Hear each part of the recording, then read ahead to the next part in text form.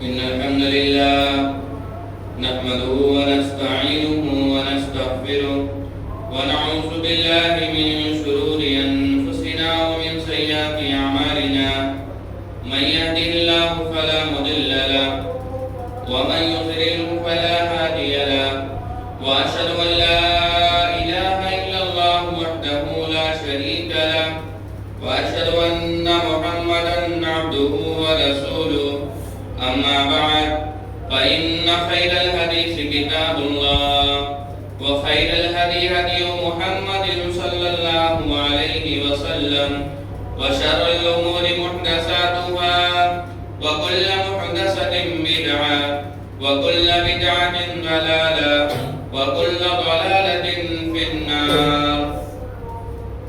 وقال الله تعالى في كلامه المجيد: أعوذ بالله من الشيطان الرجيم بسم الله الرحمن الرحيم ولقد بعثنا في كل أمة رسولا أن اعبدوا الله واجتنبوا الطاغوت. وقال النبي صلى الله عليه وسلم: الدين النصيحة. محترم سامعین کرام، نوجوانان ملت اسلامیہ اور خواتین اسلام، تمام قسم کی تعریف اللہ رب العالمین کے لیے اور درود و سلام ہمارے آخری نبی، ہمارے آخری رسول نبی اکرم صلی اللہ علیہ وسلم پر۔ محترم سامعین کرام، آج کے اس خطبہ جمعہ میں آپ کے سامنے جس موضوع پر کچھ باتیں بیان کرنے کی کوشش کروں گا وہ یہ ہے کہ ایک مسلمان کا اپنے مسلمان بھائی پر کیا حقوق ہے۔ اللہ رب العالمین سے دعا کرتا ہوں کہ رب کائنات ہمیں صحیح بات، کتاب و سنت کی بات بولنے کی توفیق عطا فرما۔ رب کائنات ہم جو بھی بات سنیں اس پر عمل کرے۔ محترم سامعین کرام، اگر ہم دیکھیں اس کائنات کے اندر، تو اس کائنات کے اندر جتنی چیزیں ہیں سب چیزوں کے کچھ نہ کچھ حقوق ہے۔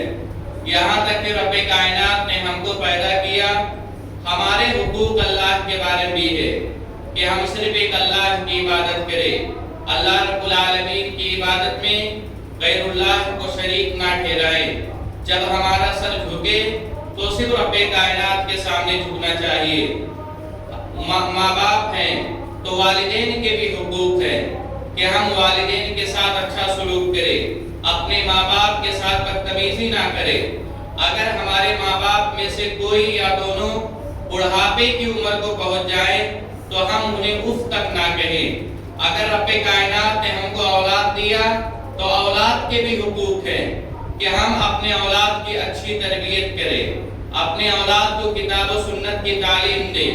ہمارے پاس اگر بھائی ہے تو بھائی کے بھی حقوق ہیں، ہمارے پاس اگر بہن ہے تو بہن کے بھی حقوق ہیں۔ یہاں تک کہ اس دنیا کے اندر، اس کائنات کے اندر جتنی چیزیں پائی جاتی ہیں ہر چیز کے کچھ نہ کچھ حقوق ہے۔ رب کائنات نے جانور کو پیدا کیا، جانوروں کے بھی حقوق ہے۔ ہم مسجد بناتے ہیں، مسجد کے بھی حقوق ہے کہ مسجد میں آئے تو کیسے آئے، مسجد کے اندر ہم داخل ہوں تو پہلا اپنا کون سا قدم رکھے، جب مسجد سے نکلے تو اپنا پہلا کون سا قدم نکالے۔ مسجد میں آنے کی دعا کیا ہے، مسجد سے جانے کی دعا کیا ہے۔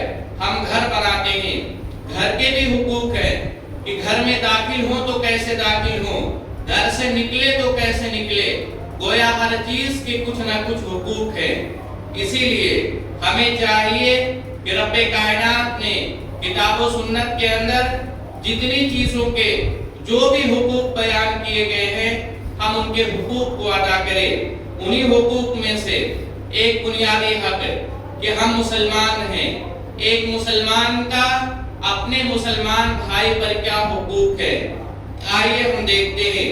تو ایک مسلمان کا اپنے مسلمان پر کیا حقوق ہے۔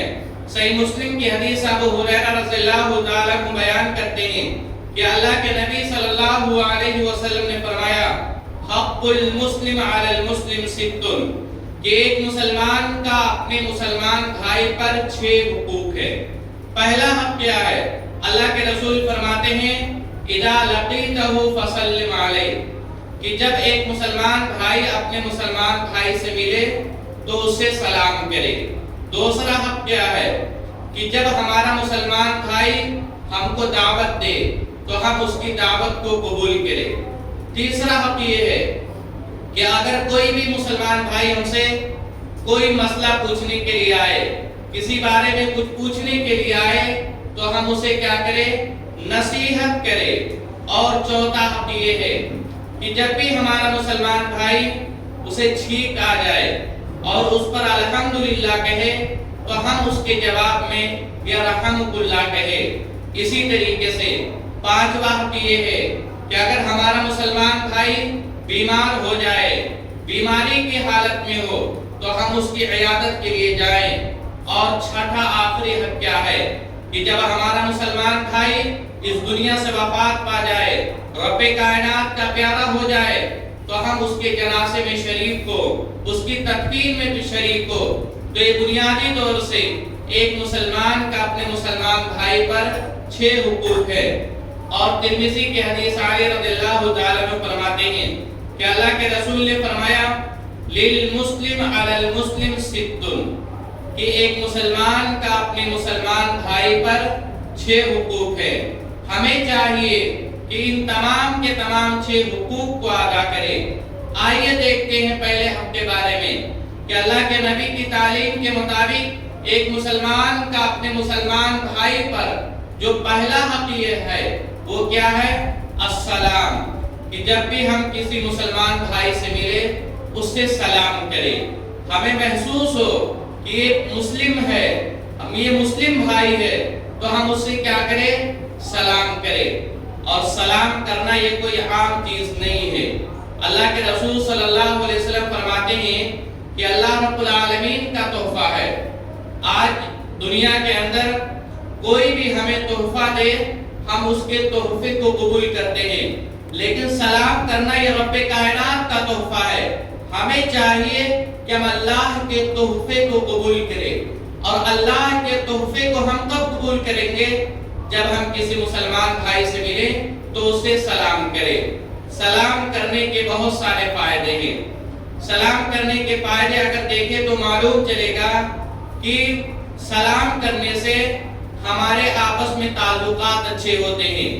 اگر انسان کا ایک دوسرے سے دشمنی ہوتی ہے، عداوت ہوتی ہے، تو آپس میں سلام کرنے سے وہ عداوت اور دشمنی ختم ہو جاتی ہے۔ مسلمانوں کے مابین پیار و محبت پیدا ہوتا ہے، جیسا کہ خود اللہ کے رسول صلی اللہ علیہ وسلم فرماتے ہیں۔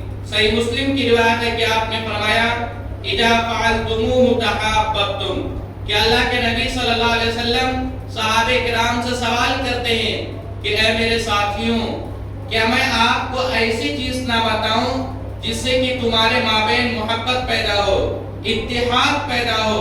صحابہ کرام کہتے ہیں کیوں نہ اللہ کے نبی صلی اللہ علیہ وسلم؟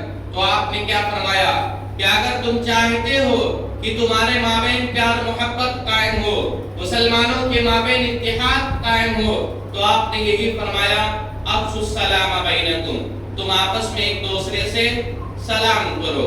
تو جہاں سلام کرنے سے ہمارے مابین محبت پیدا ہوتی ہے، سلام کرنے سے ایک دوسرا فائدہ یہ ہے کہ رب کائنات ہمیں ثواب عطا کرتا ہے۔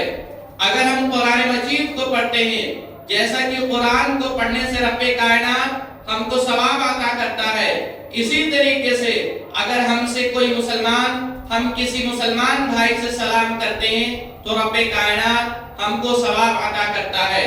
اللہ کے نبی صلی اللہ علیہ وسلم صحیح بخاری کی حدیث ہے کہ ایک مرتبہ صحابہ کرام کے مابین بیٹھے تھے، اسی دوران ایک صحابی کا گزر ہوتا ہے، وہ کہتے ہیں السلام علیکم۔ اللہ کے نبی جواب دیتے ہیں، آپ نے فرمایا عشر حسنات، کہ اس نے جو السلام علیکم کہا رب کائنات نے 10 نیکی عطا کیا۔ اس کے بعد دوسرے آدمی کا گزر ہوتا ہے، اس نے السلام علیکم کہا تو اس پر اللہ کے رسول صلی اللہ علیہ وسلم السلام علیکم ورحمۃ اللہ کہا، تو اس پر اللہ کے رسول نے کیا فرمایا؟ اس نے جو السلام علیکم ورحمۃ اللہ کہا اللہ تعالیٰ نے اس کو 20 نیکی عطا کیا۔ تیسرے آدمی کا گزر ہوتا ہے، وہ کہتا السلام علیکم ورحمۃ اللہ وبرکاتہ، پورا سلام کرتا ہے تو اللہ کے نبی نے کیا فرمایا کہ رب کائنات نے اس کو 30 حسنہ 30 نیکی عطا کیا۔ اس حدیث سے کیا ثابت ہوتا ہے؟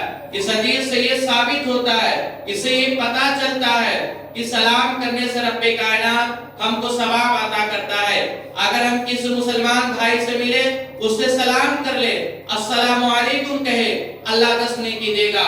السلام علیکم ورحمۃ اللہ کہے، رب کائنات 20 نیکی عطا کرے گا۔ اور السلام علیکم ورحمۃ اللہ وبرکاتہ کہے تو رب کائنات ہم کو 30 نیکی عطا کرے گا۔ اسی طریقے سے سلام کا ایک فائدہ یہ بھی ہے کہ سلام کرنے سے رب کائنات ہم کو جنت میں داخل کرے گا۔ اگر ہم سلام کرتے ہیں تو قیامت کے دن ممکن ہے کہ اللہ رب العالمین اسی کی وجہ سے ہم کو جنت میں داخل کر دے۔ خود اللہ کے نبی صلی اللہ علیہ وسلم فرماتے، ابن حبان کی روایت ہے کہ آپ نے فرمایا یا ایھا الناس افشوا السلام۔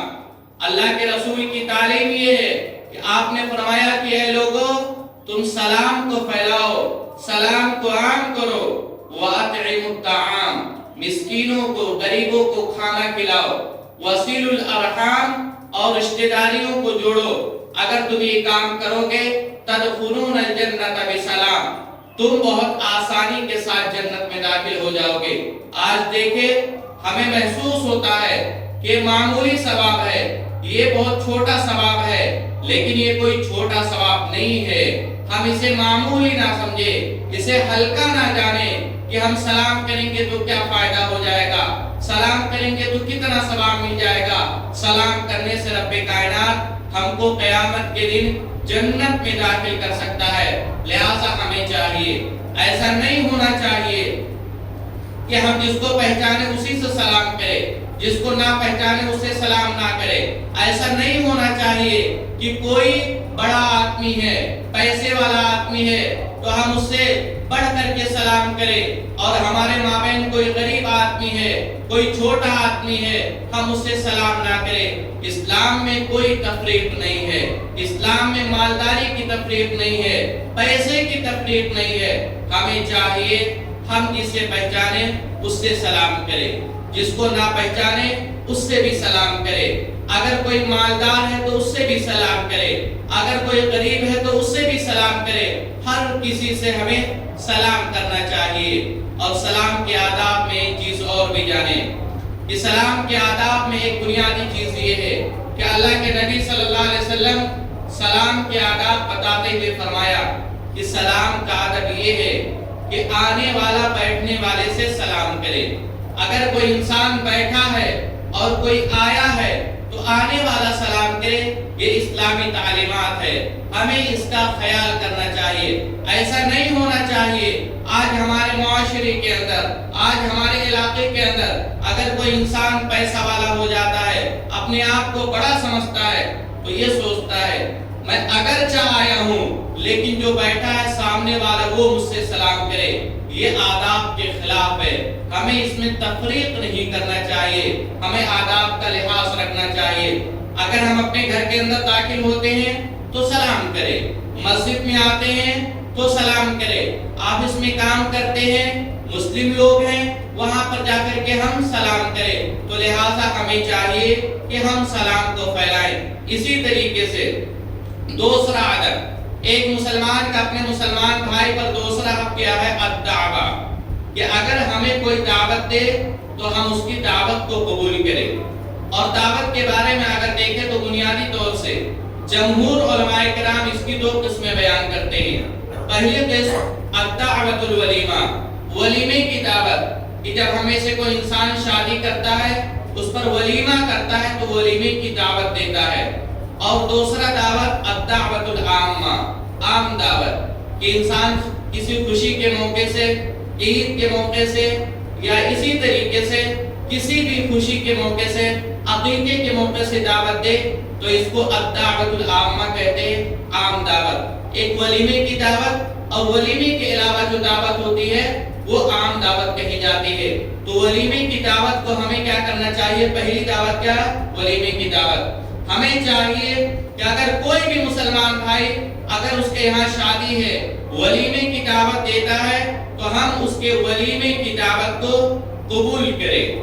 اور اگر کوئی انسان ایسا کرتا ہے، ہمارے پاس اگر کوئی عذر ہے، کوئی کام ہے، کسی مشکل میں ہے، نہیں جا سکتے تو اللہ معاف کرے گا۔ لیکن اگر ہمارے پاس کوئی عذر نہیں ہے، ہم خالی وقت ہے، یا ہم اپنا وقت نکال سکتے ہیں دعوت کے لیے اپنے کام میں سے، لیکن اس کے باوجود ولیمے کی دعوت کو قبول نہیں کرتے، تو ایسا انسان کیا ہوگا؟ گنہگار انسان ہوگا۔ کیونکہ ولیمے کی دعوت کے بارے میں جمہور علماء کرام کا موقف ہے کہ ولیمے کی دعوت کو قبول کرنا یہ واجب اور ضروری ہے اگر انسان کے پاس کوئی عذر نہیں ہے۔ اس کی دلیل کیا ہے؟ اللہ کے نبی صلی اللہ علیہ وسلم فرماتے ہیں سب سے بدترین کھانا کون سا کھانا ہے؟ سب سے بدترین کھانا ولیمے کا کھانا ہے، کہ وہ ولیمے کے کھانا جس کے اندر ولیمے کے اندر ان لوگوں کو ہم دعوت دیں جو آنا نہیں چاہتے، اور ان لوگوں کو دعوت نہ دے جو آنا چاہتے ہیں۔ اگر کوئی انسان اپنے گھر میں ولیمہ کرتا ہے اور ایسے لوگوں کو دعوت دیتا ہے جس کو پتا ہے کہ یہ میری دعوت میں نہیں آئے گا، اور ان لوگوں کو دعوت نہیں دیتا ہے جن کو کے بارے میں معلوم ہے کہ ہماری دعوت میں آئے گا، اگر کوئی ایسا کھانا بناتا ہے تو اللہ کے رسول نے فرمایا ایسا کھانا سب سے بدترین کھانا ہے۔ اور آپ نے آگے کیا فرمایا؟ وَيُدْعَى لَهَا مَن يَأْبَاهَا، کہ اگر کسی انسان کو ولیمے کی دعوت کے لیے دعوت دی جائے تو اسے چاہیے کہ اس کی دعوت کو قبول کرے۔ اور آپ نے آگے یہ فرمایا کہ اگر کسی نے ولیمے کی دعوت کو قبول نہیں کیا فقد عصى الله ورسوله، تو اس انسان نے اللہ رب العالمین کی نافرمانی کی، اللہ کے رسول کی نافرمانی کی۔ تو ولیمے کی دعوت کو قبول نہ کرنا گویا اللہ اس کے رسول کی نافرمانی کرنا ہے۔ ہمیں چاہیے کہ ہم ولیمے کی دعوت کو قبول کریں۔ اور دوسری دعوت دعوت العامہ، عام دعوت جس کو کہا جاتا ہے، یہ سنت مؤکدہ ہے۔ ہمیں چاہیے کہ ہم ایسی بھی دعوت کو قبول کریں۔ اللہ کے نبی صلی اللہ علیہ وسلم اور صحابہ کرام کو کوئی بھی انسان، کوئی بھی مسلمان اگر انہیں دعوت دیتا تھا تو اللہ کے رسول اس دعوت کو قبول کرتے تھے۔ اور آپ نے یہاں تک فرمایا کہ ابو ہریرہ رضی اللہ تعالیٰ عنہ فرماتے ہیں کہ اللہ کے رسول نے فرمایا لقد نہى رسول اللہ صلی اللہ علیہ وسلم عن امتناع التلبیہ، اللہ کے رسول نے منع کیا کہ ہم کسی دعوت کو نہ کر دیں، کہ اگر ہمیں سامنے والا دعوت دے ہم اس کی دعوت کو قبول نہ کریں، اس پر نہ کر دے، منع کر دے۔ اللہ کے رسول نے ایسا کرنے سے منع کیا ہے۔ لہٰذا کوئی دعوت دے تو ہمیں اس کی دعوت کو قبول کرنا چاہیے۔ اگر ہم دعوت کو قبول کریں گے تو ہمارے مابین کیا ہوگا؟ اس کے فائدے کیا ہیں؟ اگر سب سے بڑا فائدہ دیکھیں تو دعوت کو قبول کرنے سے ہمارے مابین محبت پیدا ہوگا، ہمارے مابین محبت پیدا ہوگی، اور ہمارے مابین اتحاد و اتفاق پیدا ہوگا۔ اور آج مسلمانوں کو کیا چاہیے؟ آج پوری دنیا کے مسلمانوں کو اتحاد چاہیے، آپس میں ہمیں اتحاد ہونا چاہیے۔ اور اتحاد کب ہوگا؟ جب ہم ایک دوسرے کی دعوت کو قبول کریں گے۔ اگر ہم کسی کی دعوت پر نہ کہہ دے، ہم منع کر دے، تو سامنے والا بھی منع کرے گا، اور ایسا کرنے سے ہمارے دل کے اندر کسی انسان کے تئیں بغض پیدا ہوگا، دشمنی پیدا ہوگی، اور اس سے ہمارا اتحاد پیدا نہیں ہو سکتا ہے۔ اسی لیے اللہ کے رسول نے فرمایا جب بھی ہمیں کوئی دعوت دے ہم اس کی دعوت کو قبول کریں۔ اسی طریقے سے ایک مسلمان کا اپنے مسلمان بھائی پر تیسرا حق کیا ہے؟ النصیحہ، کہ اگر ہم سے کوئی نصیحت حاصل کرنے کے لیے آئے تو ہم اسے کیا کریں؟ نصیحت کریں۔ اللہ کے رسول نے کیا فرمایا؟ الدین النصیحہ، ہمارا پورا کا پورا دین یہ پوری نصیحت پر ہے۔ اللہ کے رسول صلی اللہ علیہ وسلم اپنی پوری زندگی ایک دوسرے کو نصیحت کیا کرتے تھے۔ رب کائنات نے اس دنیا کے اندر، اس کائنات کے اندر جتنے انبیاء کرام کو بھیجا، تمام کے تمام انبیاء کرام ایک دوسرے کو نصیحت کرتے تھے، اپنی امت کو تنبیہ کرتے تھے، اپنی امت کو صراط مستقیم کی طرف رہنمائی کرتے تھے۔ اس سے یہ پتا چلا کہ اگر ہمارا مسلمان بھائی ہمارے پاس آتا ہے، کسی مسئلے کے اندر ہم سے نصیحت حاصل کرنا چاہتا ہے، نصیحت لینا چاہتا ہے، ہم اسے نصیحت کریں، ہم اسے اچھی بات بتائیں، غلط بات نہ بتائیں، اچھی اچھائی کی طرف ہم اسے رہنمائی کرے. بعض صحابہ کرام کہتے ہیں بایعت رسول اللہ صلی اللہ علیہ وسلم علی اقامت الصلاۃ و ایتاء الزکات والنصح لکل مسلم. صحابہ کرام فرماتے ہیں کہ ہم لوگ اللہ کے نبی صلی اللہ علیہ وسلم سے بیعت کیے تھے کس بات پر کہ ہم نماز پڑھیں گے، زکات دیں گے، اور کس بات پر بیعت کیے تھے کہ ہم لوگوں کو نصیحت کریں گے. یہ صحابہ کرام تھے جو اللہ کے نبی صلی اللہ علیہ وسلم سے وعدہ کرتے ہیں، آپ کے ہاتھوں پر بیعت کرتے ہیں کہ اے نبی اکرم صلی اللہ علیہ وسلم اگر ہمارے پاس کوئی مسلمان آئے گا یا کوئی بھی انسان آئے گا نصیحت کے لیے آئے گا تو ہم اسے کیا کریں گے؟ نصیحت کریں گے. لہذا ہمیں چاہیے ہم نصیحت کریں، رہنمائی کریں اپنے بھائی کا. اگر کسی کتاب و سنت کے مسائل ہیں، اگر کوئی مسئلہ ہے کتاب و سنت کے مسائل میں تو ہم علماء کرام کے پاس جائیں. اگر کسی مسئلے کے اندر ہمیں اختلاف پایا جاتا ہے، ہم کسی مسئلے کو نہیں سمجھ پاتے کیا حرام ہے کیا حلال ہے، یہ چیز اچھی ہے یا بری ہے، ہم کسی عبادت کو کیسے انجام دیں، تو ہم علماء کرام کے پاس جائیں، ان سے ہم نصیحت لیں کہ یہ فلاں چیز کے بارے میں ہمیں رہنمائی کرو. تو ہمیں کہاں پہ جانا چاہیے؟ علماء کرام کے پاس جانا چاہیے. لیکن موجودہ دور کے اندر ہم دیکھ لیں کہ آج یہ افسوس کا مقام ہوتا ہے کہ آج ہم علماء کرام کو چھوڑ کر کے کوئی انسان ڈاکٹر کے پاس جائے، کوئی مرزا کے پاس جائے، کوئی پردرس کے پاس جائے، کوئی ایڈوکیٹ کے پاس جائے. یہ تمام کی تمام چیز یہ فتنے ہیں اس امت کے لیے، اور اس دور کا یہ سب سے بڑا فتنہ ہے کہ ہم علماء کرام کو چھوڑ کر کے اسلامی مسائل میں ہم علماء کرام کو چھوڑ کر کے کسی اور کے پاس ہم مسئلے پوچھنے کے لیے جائیں. یہ فتنہ ہے، ہمیں اس سے بچنا چاہیے. ہمیں علماء کرام سے جڑنا چاہیے، علماء کرام کے دامن کو تھام کر رکھنا چاہیے، ان سے قدم با قدم ملا کر چلنا چاہیے. اگر ایسا ہم کریں گے تو ہم صحیح معنوں میں ہم دنیا میں کامیاب ہو سکتے ہیں اور آخرت کے اندر کامیاب ہو سکتے ہیں. اسی طریقے سے اگر کوئی انسان دنیاوی مسائل کے اندر ہمارے پاس کچھ نصیحت لے کر آتا ہے، کچھ رہنمائی کے لیے آتا ہے، تو ہم اسے اچھی رہنمائی کرے. کوئی انسان کاروبار کرنا چاہتا ہے اور وہ کاروبار ہم کرتے ہیں، اگر ہم سے کوئی پوچھنے کے لیے آتا ہے کہ آپ یہ فلاں کاروبار کرتے ہیں کیسا ہے، اچھا ہے کہ نہیں اچھا ہے، کتنی کمائی ہے، کیسا کر سکتے ہیں، تو ہمیں چاہیے اگر کوئی مسلمان آ گیا تو ہم اسے بدظن نہ کرے. یہ نہ سوچے کہ یہ فلاں آدمی بھی یہی کاروبار کرے گا تو ہمارا کاروبار سست پڑ جائے گا، ہمارے کاروبار میں منافع نہیں ہوگا. اگر کوئی پوچھنے کے لیے آتا ہے اچھی بات بتائیں. اگر کوئی انسان اسی طریقے سے گھر بناتا ہے، گھر بنانے کے لیے کسی انجینئر کے پاس جاتا ہے اور اس سے رہنمائی کے لیے کرتا ہے، تو مسلمان ہونے کے ناحیے سے ہم اسے نصیحت کریں، اچھی رہنمائی کریں. اسی طریقے سے ایک مسلمان کا اپنے مسلمان بھائی کے حقوق میں سے چوتھا حق کیا ہے کہ جب ہمیں چھینک آئے اور چھینک آنے پر ہم اس پر الحمدللہ کہیں، تو ہمارے بازو میں ہمارا کوئی دوست یا ہمارا کوئی رشتہ دار ہے اور وہ الحمدللہ کو سن لیا تو اس کے جواب میں یرحمک اللہ کہے. ایک مسلمان کے حقوق میں سے ہے. یعنی اگر فلاں انسان کسی کو چھینک آ گیا اور اس نے الحمدللہ کہا تو اس کے جواب میں ہمیں کیا کہنا چاہیے؟ یرحمک اللہ. اور ایسا کیوں؟ سب سے پہلا سوال ہمارے ذہن میں سوال آتا ہے کہ ایک انسان کو چھینک آئے تو اس پر الحمدللہ کیوں کہے؟ تو ہمیں یہ جاننا ہوگا کہ اگر ہم دیکھیں سائنس کا اعتبار کریں، سائنس کو دیکھیں تو معلوم چلے گا کہ جب انسان کو چھینک آتی ہے تو یہ اللہ رب العالمین کی نعمت ہوتی ہے. اگر ہمارے اندر چھینک آتی ہے تو ہمارے اندر جو غلط جراثیم ہوتے ہیں، جو گندگی ہوتی ہے، اس سے وہ دور ہو جاتی ہے.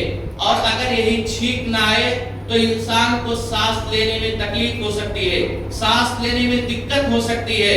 تو چھینک آنا ہمارے لیے اچھا ہوتا ہے، یہ اللہ کی نعمت ہوتی ہے. اسی لیے اسلامی تعلیمات یہ جب بھی چھینک آئے تو ہم اس پر کیا کریں؟ الحمدللہ، اللہ رب العالمین کا شکریہ ادا کریں، کیونکہ اللہ رب العالمین کی کیا ہے؟ نعمت ہے اور رب کائنات کا ہم پر بے شمار نعمتیں ہیں. کوئی انسان ہم میں سے رب کائنات کی نعمت کو شمار نہیں کر سکتا، لیکن جتنی نعمتیں ہمیں دکھتی ہے اس پر ہمیشہ ہمیں کیا کہنا چاہیے؟ الحمدللہ. اسی طریقے سے ایک مسلمان کا اپنے مسلمان بھائی کے حقوق میں سے 5واں حق کیا ہے؟ عیادت المریض. کہ اگر ہمارا کوئی مسلمان بھائی بیمار ہو جائے تو ہم اس کی عیادت کے لیے جائیں. کوئی بھی مسلمان، چاہے ہمارا دوست ہو یا نہ ہو، ہمارے گھر کا ہو یا نہ ہو، ہمارا پڑوسی ہو یا نہ ہو، ہمارا رشتہ دار ہو یا نہ ہو، ہمیں معلوم چل جائے کہ ہمارے علاقے کے اندر ہم جہاں پر رہتے ہیں یہاں پر کوئی مسلمان بیمار ہو جائے تو ہمیں کیا کرنا چاہیے؟ اس کی عیادت کے لیے جانا چاہیے. علامہ ابن عثیمین رحمۃ اللہ علیہ فرماتے ہیں کہ عیادت کرنا یہ واجب کفائی ہے. یہ ایک مسلمان کے لیے واجبی اور کفائی چیز ہے کہ اگر کوئی بیمار ہو جائے تو ہمارے گھر میں سے یا کچھ لوگ اس کی عیادت کے لیے چلے جائیں تو یہ کافی ہوگا. اس کی فضیلت کیا ہے کہ اگر ہم کسی کی عیادت کے لیے جاتے ہیں تو اس کی بہت ساری فضیلت ہے. انہی فضیلت میں سے ایک فضیلت یہ ہے کہ اللہ کے رسول نے فرمایا کہ ایک انسان، کوئی بھی مسلمان اپنے مسلمان بھائی کی عیادت کے لیے جاتا ہے، جب تک وہ اس کے پاس ہوتا ہے، لوٹ کر نہیں آ جاتا ہے تو گویا کہ وہ جنت کی کیاریوں میں سے ایک کیاری میں ہوتا ہے. یعنی ایسا انسان جنت میں ہوتا ہے کہ اگر کوئی کسی کی عیادت کے لیے جاتا ہے. اسی طریقے سے ترمذی کی روایت ہے، علامہ البانی رحمۃ اللہ علیہ نے اس کو صحیح قرار دیا. اللہ کے رسول نے کیا فرمایا کہ اگر کوئی انسان، کوئی مسلمان اپنی مسلمان بھائی، بیمار بھائی کی عیادت کے لیے جاتا ہے تو اس کے لیے 70,000 فرشتے مغفرت کی دعا کرتے ہیں. اگر کوئی انسان صبح میں جاتا ہے تو شام تک اس کے لیے 70,000 فرشتے دعا کرتے ہیں کہ رب کائنات یہ فلاں آدمی آیا، اس کی مغفرت کر دے. اگر کوئی انسان شام میں جاتا ہے تو صبح تک اس کے لیے 70,000 فرشتے مغفرت کی دعا کرتے ہیں. کتنی بڑی نعمت ہے کہ وہ فرشتے جس کو رب کائنات نے معصوم بنایا، جو کبھی نافرمانی نہیں کرتے، وہ فرشتے جو ہمیشہ رب کائنات جو کچھ کہتا ہے اس پر عمل کرتے ہیں، وہ فرشتے اتنے معتبر ہے، وہ ہمارے لیے مغفرت کی دعا کرتے ہیں. کتنی بڑی نعمت ہے. لہٰذا اگر کوئی انسان ہمارا مسلمان بھائی بیمار ہو جائے تو ہم اس کی عیادت کے لیے جائیں. حقیر نہ سمجھے، یہ نہ سمجھے کہ میں اس کی عیادت کے لیے جاؤں گا ہمیں کتنا ثواب مل جائے گا. آپ دیکھیں کہ اللہ کے رسول نے کیا فرمایا. اللہ کے رسول فرماتے ہیں قیامت کے دن رب کائنات ایک آدمی سے کہے گا، فلاں آدمی سے کہے گا میں بیمار تھا تو نے میری عیادت نہیں کی. وہ آدمی کہے گا رب کائنات میں دنیا میں تھا، میں آپ کی عیادت کیسے کر سکتا تھا؟ تو رب کائنات کیا فرمائے گا؟ فلاں آدمی بیمار تھا تو نے اس کی عیادت نہیں کی. اگر تو نے اس کی عیادت کی ہوتی تو گویا میری عیادت کی ہوتی. سوچیں کہ اگر کوئی انسان بیمار ہو جائے، اس کے پاس چلے جائے تو گویا کہ اس کی عیادت کرنا اللہ کی عیادت کرنے کے مطابق ہے. اور دیکھیں آج سائنس کے اعتبار سے دیکھ لے، سائنس کو دیکھے، ایک انسان جب بیمار ہوتا ہے سب سے زیادہ اسے کس چیز کی ضرورت پڑتی ہے؟ تسلی کی. کہ اگر کوئی بیمار ہو جائے اس کے پاس جا کر کے کوئی بات کرے، اسے تسلی دے کہ آپ بیمار ہو گئے، دعا کرو اللہ تمہیں ٹھیک کر دے گا. اگر آپ بیمار ہیں تو اللہ بہتر کرے گا. انسان کے اندر جب انسان کو تسلی ملتی ہے تو اپنے آپ کو ہلکا سمجھتا ہے، اپنی بیماری کو ہلکا سمجھتا ہے. اس سائنس کا بھی اعتبار ہے. لہٰذا ہمیں چاہیے کہ ہمارا مسلمان بھائی بیمار ہو جائے تو ہم اس کی عیادت کے لیے جائیں. اسی طریقے سے چھٹا حق، ایک مسلمان کا اپنے مسلمان بھائی پر چھٹا حق کیا ہے کہ اگر کوئی انسان دنیا سے وفات پا جائے، رب کائنات کا پیارا ہو جائے تو ہم اس کے کیا کریں؟ اس کے جنازے میں شریک ہو اور اس کے تدفین میں بھی شریک ہو. آپ دیکھیں موت آنی ہے، ہر انسان کو آنی ہے. کوئی انسان یہ دعویٰ نہیں کر سکتا ہم میں سے کہ ہمیں موت نہیں آئے گی. ہر انسان کو دنیا سے جانا ہے، آج نہ کل ہر انسان کو رب کائنات کا پیارا ہونا ہے. فرعون کو دیکھے، فرعون نے دعویٰ کیا فرعون نے کیا دعویٰ کیا؟ انا ربکم الاعلی، مجھے موت نہیں آ سکتی، لیکن فرعون کو بھی رب کائنات نے موت دیا۔ تو موت ہر انسان کو آئے گی، لہذا اگر کسی انسان کی موت آ جائے ہم اس کے جنازے میں جائیں، اس کا فائدہ کیا ہے، اس کا ثواب کیا ہے؟ تو اس کے بارے میں اللہ کے رسول صلی اللہ علیہ وسلم فرماتے ہیں، آپ نے فرمایا من شہد الجنازۃ حتی یصلی علیہ فلہ قیرات۔ اللہ کے رسول فرماتے ہیں کہ اگر ہمارا کوئی مسلمان بھائی دنیا سے چلا جائے اور اس کے جنازے میں ہم شریک ہوتے ہیں، نماز جنازہ پڑھ لیتے ہیں، تو رب کائنات ہم کو ایک قیراط ثواب عطا کرے گا۔ اور اگر جنازے کے ساتھ ساتھ اس کی تدفین کر دیتے ہیں، اس کے قبر پر مٹی ڈال دیتے ہیں، تو رب کائنات ہم کو 2 قیراط ثواب دے گا۔ اور صحابہ کرام سوال کرتے ہیں اللہ کے رسول صلی اللہ علیہ وسلم میں قیراط کیا چیز ہے؟ تو آپ نے کیا فرمایا؟ کل قیراط مثل احد، یہ احد پہاڑ کے برابر ہے۔ آپ سوچے جو لوگ گئے ہیں، جو لوگ مکہ کے اندر گئے ہیں، آپ دیکھے ہوں گے کہ احد پہاڑ کتنا بڑا ہے، کہ اگر انسان سوچے کہ اگر ہم کسی کے جنازہ پڑھ لیتے ہیں تو رب کائنات ہم کو اس کے برابر ثواب عطا کرے گا، احد پہاڑ کے برابر ثواب عطا کرے گا۔ لہذا اگر ہمارا مسلمان بھائی دنیا سے چلے جائے تو ہم اپنا ٹائم نکالے، اگر کاروبار بند کرنا ہو اپنا کاروبار بند کر دے ایک دن کے لیے، اگر ہمیں کوئی کام ہے، ایسا کام ہے، تو ہم ایسے کام کو چھوڑ کر کے ہم جنازے میں شریک ہوں تاکہ رب کائنات ہمیں ثواب عطا کرے۔ یہ تو نماز جنازہ پڑھنے والے کا ثواب ہے۔ اب جس کے لیے پڑھا جاتا ہے اس کا کیا فائدہ ہوگا؟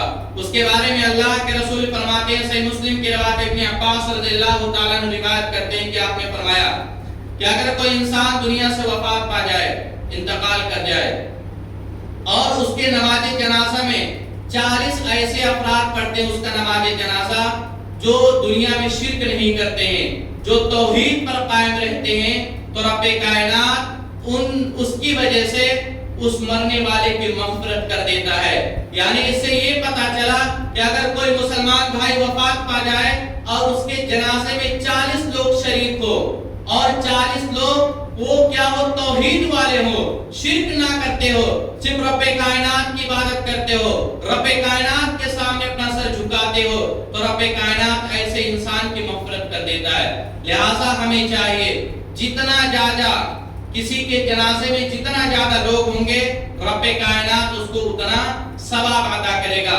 اور آپ دیکھیں کہ اگر ہمارے یہاں کوئی انسان وفات پا جائے، ہم اس کے جنازے میں جائیں گے، کل ہمیں بھی مرنا ہے، ہمیں بھی رب کائنات کا پیارا ہونا ہے۔